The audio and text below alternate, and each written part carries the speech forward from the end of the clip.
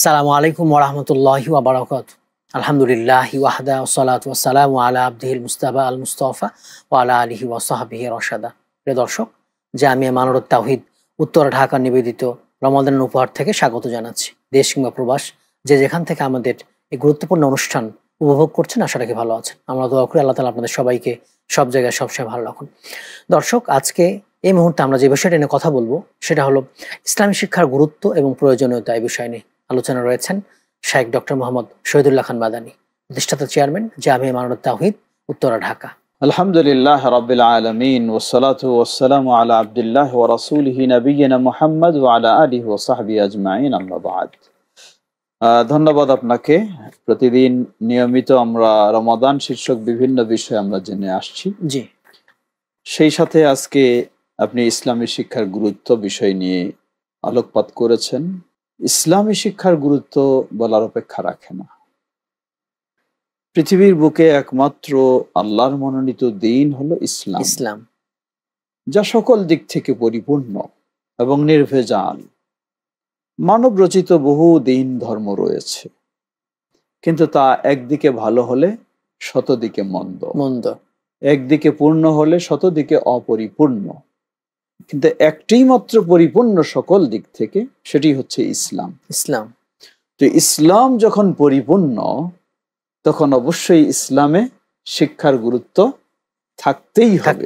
এটাই পরিপূর্ণতার একটা বৈশিষ্ট্য হলো, তার মাঝে শিক্ষার গুরুত্ব থাকতেই হবে। শিক্ষার গুরুত্ব না থাকলে সেটি পরিপূর্ণ হতে পারে না, শ্রেষ্ঠও হতে পারে না।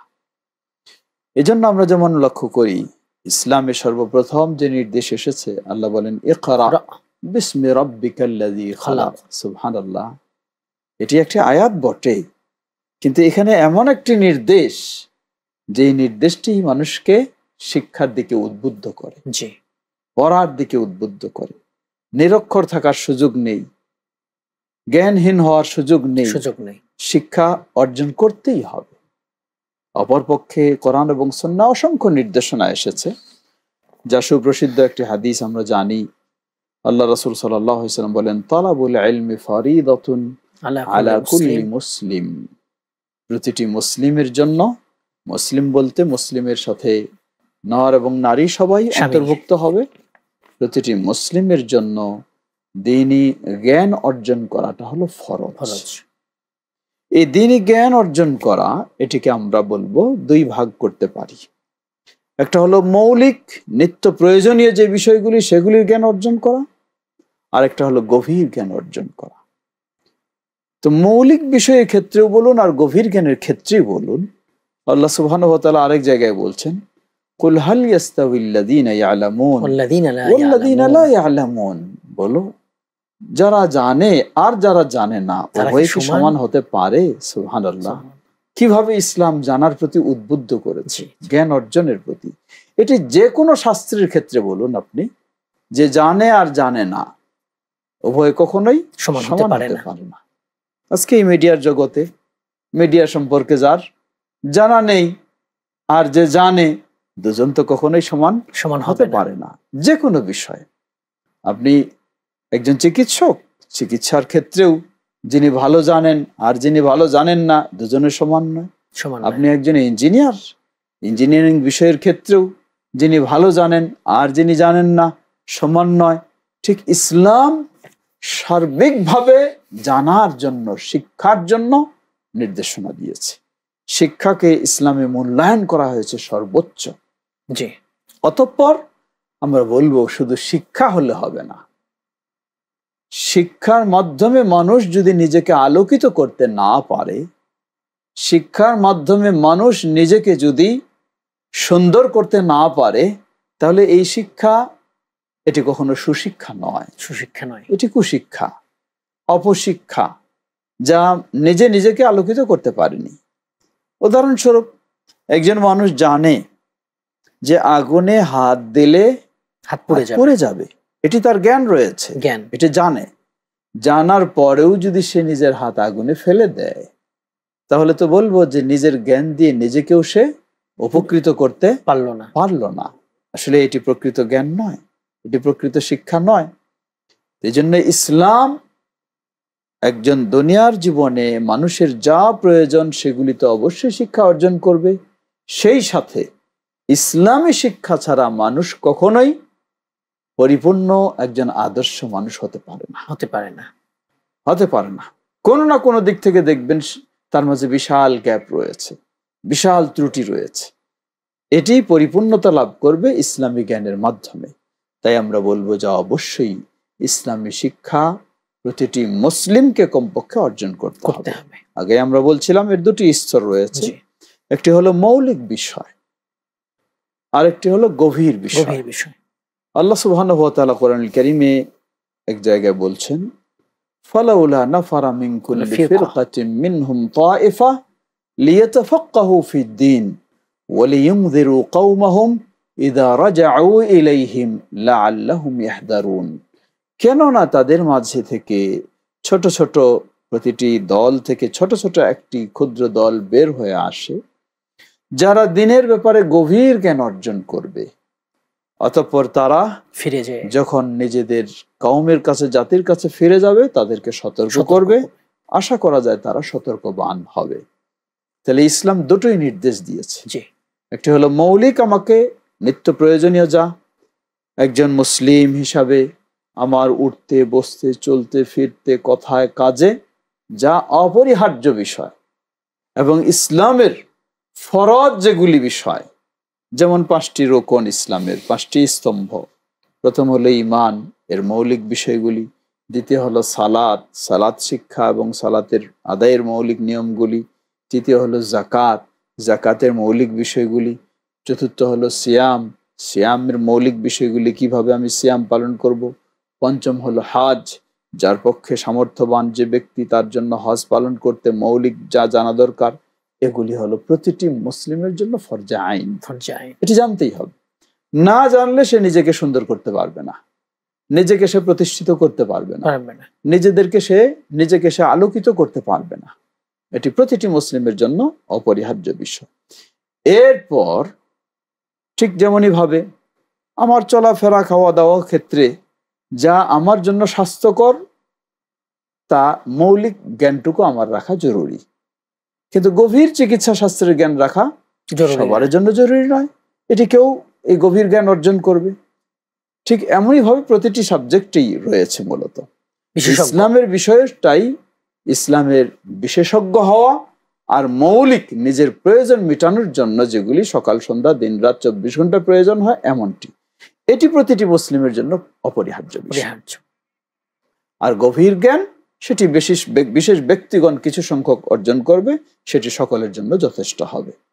তাই আমরা বলবো, বিশেষ করে আজকে রমাদানের সিয়াম আমরা রাখছি, কি করলে রমাদানের সিয়ামটা ঠিক হবে, কি করলে রমাদানের সিয়ামটা নষ্ট হয়ে যাবে, এই মৌলিক জ্ঞানটি আমাকে অবশ্যই রাখতে হবে।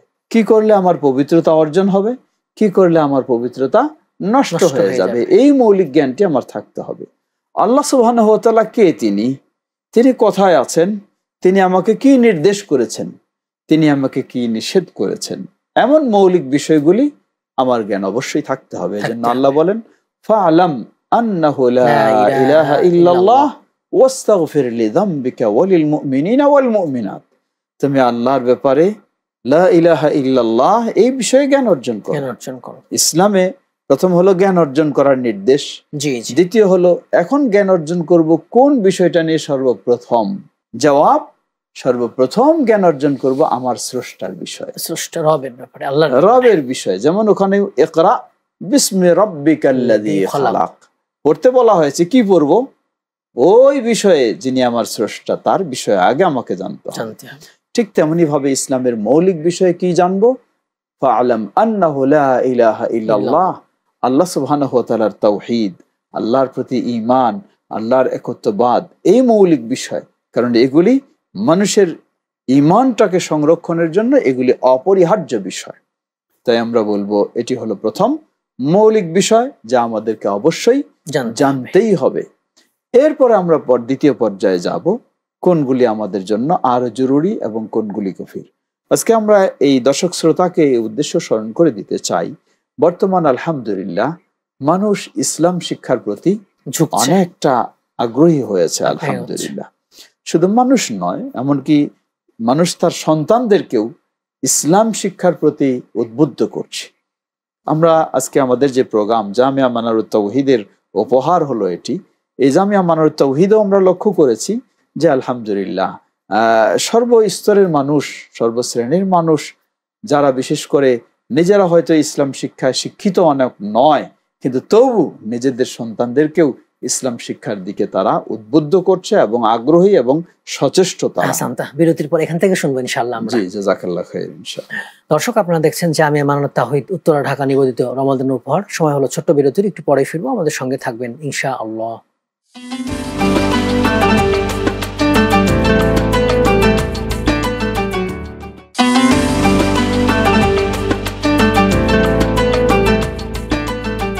আসসালামু আলাইকুম ওয়া রাহমাতুল্লাহি ওয়া বারাকাতুহু। বিরতির পর আবারও সবাইকে আমন্ত্রণ। দর্শক, আপনারা দেখছেন জামিয়া মানারুত তাওহীদ উত্তরা ঢাকা নিবেদিত রমাদানের উপহার। আজ আমরা কথা বলছিলাম ইসলামী শিক্ষার গুরুত্ব এবং প্রয়োজনীয়তা নিয়ে। মোহতারাম, আপনি জামিয়া মানারুত তাওহীদ নিয়ে কথা বলছিলেন, এর বৈশিষ্ট্য এবার জানতে চাইব। জি, ধন্যবাদ। আমরা বলছিলাম যে মানুষ আলহামদুলিল্লাহ এখন বিশেষ করে রাজধানীর বুকে আমরা দেখছি যে মানুষ মাদ্রাসা শিক্ষার দিকে অনেকটা আগ্রহী এবং অনেকটা অগ্রসর হচ্ছে আলহামদুলিল্লাহ। এর কয়েকটি কারণ রয়েছে বটে। প্রথম হলো, এক সময় মনে করা হতো মাদ্রাসা শিক্ষা মানে হলো এটা দরিদ্র শ্রেণীদের শিক্ষা, দরিদ্র শ্রেণীদের। জি, এই ধরনের একটা মানুষের মাঝে নেগেটিভ ধারণা ছিল, যেটা আলহামদুলিল্লাহ মানুষ এখন বুঝতেছে দুই দিক থেকে। প্রথম দিক হলো দেখে যে আমরা আমাদের সন্তানদেরকে শিক্ষিত করছি, অনেক উচ্চ শিক্ষিত করছি, কিন্তু এই সন্তানেরা কেউ উচ্চ শিক্ষিত হয়ে দেশ ছাড়িয়ে বিদেশে চলে যাচ্ছে, বাবা মা অসহায়ের মতো নিজের শেষ জীবনটা এই দেশে কাটাচ্ছে। এটি একটি বড় কষ্টদায়ক বিষয়। আবার কাউকে দেখা যায় যে দেশেই আছে, সন্তান ছেলে বা মেয়েরা অনেক উচ্চ শিক্ষিত হয়েছে, কিন্তু তারা বাবা মার বার্ধক্য জীবনের প্রতি সামান্য ভ্রুক্ষেপ করছে না, এমনকি বাবা মাকে বৃদ্ধাশ্রমেও তারা রেখে আসছে। এটি সত্যি বাবা মার জন্য অনেক কষ্টদায়ক। বাবা মারা ভাবছে কেন এটা হচ্ছে, আমার ছেলে মেয়েকে আমি সবকিছু দিয়ে মাথার ঘাম পায়ে ফেলে এত শিক্ষিত করলাম, কিন্তু এ আমাকে এই আচরণটা কেন করলো। খুঁজে পাচ্ছে যে আসলেই আল্লাহ ইসলামে যে একটা নির্দেশনা দেওয়া হয়েছে সন্তানকে বাবা মার প্রতি শ্রদ্ধা সদাচরণের, এই নির্দেশনাগুলি সন্তানেরা পায়নি। না পাওয়ার কারণে সন্তানেরা ওই পাশ্চাত্যের আদলেই তারা যেমন বৃদ্ধাশ্রমে বাবা মাকে রেখে আসে, এরাও সেই কালচারে সেভাবেই তারা জীবনটাকে গড়ছে, সেটিও মূলত ইসলামী শিক্ষার অভাবে। তাই দেখা যায় যে যাদের মাঝে একজন ইঞ্জিনিয়ার হতে পারে, আলহামদুলিল্লাহ, অসুবিধা নেই, ইসলামের নিষেধ নেই। ডাক্তার হবে, অসুবিধা নেই, ইসলামের নিষেধ নেই। অর্থনীতিবিদ হবে, ইসলামের নিষেধ নেই। কিন্তু তার মাঝে যদি ইসলামের আলো থাকে, তাহলে সেই হবে প্রকৃত ইঞ্জিনিয়ার, প্রকৃত ডাক্তার, প্রকৃত অর্থনীতিবিদ। সে নিজের কল্যাণে কাজ করবে, ভূমিকা রাখবে, বাবা মার প্রতি শ্রদ্ধাশীল হবে, সমাজের প্রতি তার সদাচরণ পাওয়া যাবে, এমনকি দেশের কল্যাণেও তার ভূমিকা থাকবে। বাস্তবে দেখা যায় যেই ইঞ্জিনিয়ার বা যেই ডাক্তার বা যেই উচ্চ শিক্ষিত ব্যক্তি তার ভিতরে আল্লাহর ভয় রয়েছে, সে দেখবেন যে কখনো 2 নাম্বারই করবে না, দুর্নীতি কখনো করবে না, অন্যায় অবিচার কখনো আশ্রয় দেবে না। আর যার মাঝে আল্লাহর ভয় থাকবে, এই জন্য অবশ্যই আমাদের নতুন প্রজন্ম সেদিকে অগ্রসর হচ্ছে, এটি একটি বড় কারণ। দ্বিতীয় কারণ বলবো, আমরা এক সময় ছিল আমাদের ছোটবেলাও দেখেছি আমরা মাদ্রাসা শিক্ষা মানে শুধু মাদ্রাসার সাবজেক্টগুলি পড়তে হবে, এখানে বাংলা সাহিত্যের তেমন গুরুত্ব ছিল না, ইংরেজির কোনো গুরুত্ব ছিল না, সায়েন্সের সাবজেক্টগুলির তেমন গুরুত্ব ছিল না। এখন আবার আলহামদুলিল্লাহ একটু সমন্বয় হয়েছে। যেমনই ভাবে কোরআন সুন্নাহর সাবজেক্ট শিখবে, অ্যারাবিক শিখবে, তেমনি সে বাংলা ভাষা শিখে, তেমনি ভাবে সে ইংরেজি সাহিত্য শিখে, তেমনি ভাবে সে সায়েন্সও শিখে। যার কারণে একটা ছেলে সে দেখা যায় চতুর্মুখী প্রতিভার অধিকারী হয়ে যায়। এই জন্য অনেক অভিভাবক ভাবছে যে আমার ছেলে যদি এমন হয় যে সায়েন্সও পড়বে, ইংলিশও ভালো জানবে, বাংলাও ভালো জানবে, আবার তার ভিতরে ইসলামের আলোও থাকবে, যার ফলে সে আমার সাথে ভালো আচরণ করবে, তাহলে কেন আমি এদিকে ধাবিত হব না। এজন্যই মানুষ আলহামদুলিল্লাহ জিনিসটা বোঝার সুযোগ হয়েছে বা পরিবেশটা ওইরকম তৈরি হয়েছে। আর এই লক্ষ্যে আমরা বলবো, বিশেষ করে আন্তর্জাতিক মহলেও যদি খোঁজ নেই, আমরা বিশ্বব্যাপী গত 2-1 বছরের আগের যে একটা রিপোর্ট ছিল, গোটা বিশ্বে সৌদি আরবের মতো দেশে সবচেয়ে 15টা ইউনিভার্সিটি যেগুলি বিশ্বের শীর্ষ পর্যায়ে ছিল, অথচ আমাদের দেশে একটা ইউনিভার্সিটিও সেই তালিকায় যেতে পারেনি। কিন্তু সৌদি আরবের সেই ইউনিভার্সিটিগুলির মধ্যে যেই ইউনিভার্সিটিটা বিশ্বের সেরা ইউনিভার্সিটি বলে বিবেচিত হয়েছে, যেখানে সবচেয়ে বিভিন্ন দেশের স্টুডেন্ট পড়ালেখা করে, সেটি হলো মদিনা ইসলামী ইউনিভার্সিটি। আলহামদুলিল্লাহ। আমরা আজকে দর্শক শ্রোতাকে সেই আহ্বানে জানাতে চাই, সেই মদিনা ইসলামী ইউনিভার্সিটির কারিকুলামকে সামনে রেখে আমাদের যে জামিয়া মানারুত তাওহীদ, যেটি উত্তরা ঢাকায়, সেটিকে আমরা সেইভাবেই সাজানোর চেষ্টা করেছি। একদিকে আমাদের স্টুডেন্টরা তারা আলহামদুলিল্লাহ কোরআন সুন্নাহর গভীর জ্ঞান অর্জন করার সুযোগ পাবে, আরবি ভাষা ভালোভাবে শেখার সুযোগ পাবে। একইভাবে সে ইংরেজি, বর্তমান ইন্টারন্যাশনাল ক্ষেত্রে ইংরেজির কোনো বিকল্প নেই, সেটি অবশ্যই সেদিক থেকেও ইংরেজি ভাষা বা সব দিক থেকে, সাহিত্য সব দিক থেকে সেদিকে সে অগ্রসর হচ্ছে। সায়েন্সের দিক থেকে বা সকল দিক থেকে আমরা চেষ্টা করছি জামিয়া মানারুত তাওহীদকে সেভাবে সাজানো, যাতে আমাদের সন্তানেরা তারা একদিকে হবে একজন মুসলিম, অপরদিকে হবে দেশের আদর্শ নাগরিক, অপরদিকে হবে বাবা মার সুসন্তান।